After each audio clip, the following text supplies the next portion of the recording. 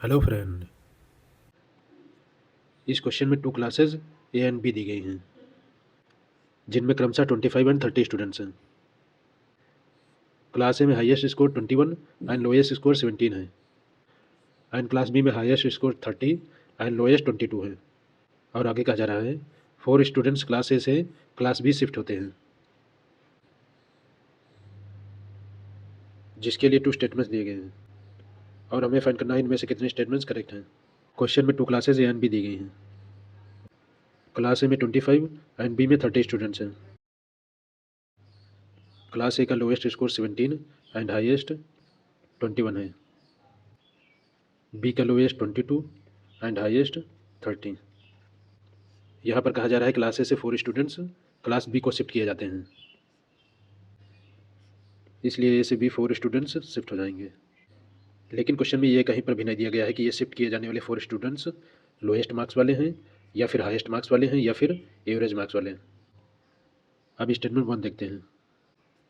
इसमें दिया गया है इस प्रकार 4 स्टूडेंट्स शिफ्ट किए जाने के बाद क्लास बी का एवरेज स्कोर डेफिनेटली डिक्रीज करेगा।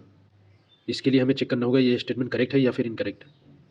अगर यहाँ पर क्लास बी के स्टूडेंट्स के स्कोर को देखें तब क्लास बी के स्टूडेंट्स का average score definitely greater than 22 होगा, क्योंकि यहाँ पर मिनिमम स्कोर 22 एंड मैक्सिमम 30 दिया गया है। क्वेश्चन के अकॉर्डिंग क्लास बी का कम से कम 1 स्टूडेंट 30 मार्क्स जरूर पाया है, इसलिए क्लास बी के स्टूडेंट्स के स्कोर का एवरेज ग्रेटर देन 22 हो जाएगा। और हम सपोज कर रहे हैं ये एवरेज 23 है। ये शिफ्ट होने वाले 4 स्टूडेंट्स के मार्क्स अगर हम 21 भी सपोज कर लें तब भी क्लास ए के मैक्सिमम मार्क्स क्लास बी के मिनिमम मार्क्स से कम हैं, और इसलिए जब ये 4 स्टूडेंट्स क्लास बी में जाएंगे तब क्लास बी के एवरेज को डेफिनेटली 23 से कम कर देंगे, इसलिए स्टेटमेंट 1 करेक्ट हो जाएगा। अब स्टेटमेंट 2 देखते हैं। इस स्टेटमेंट में कहा जा रहा है क्लास ए का एवरेज स्कोर डेफिनेटली इंक्रीज करेगा।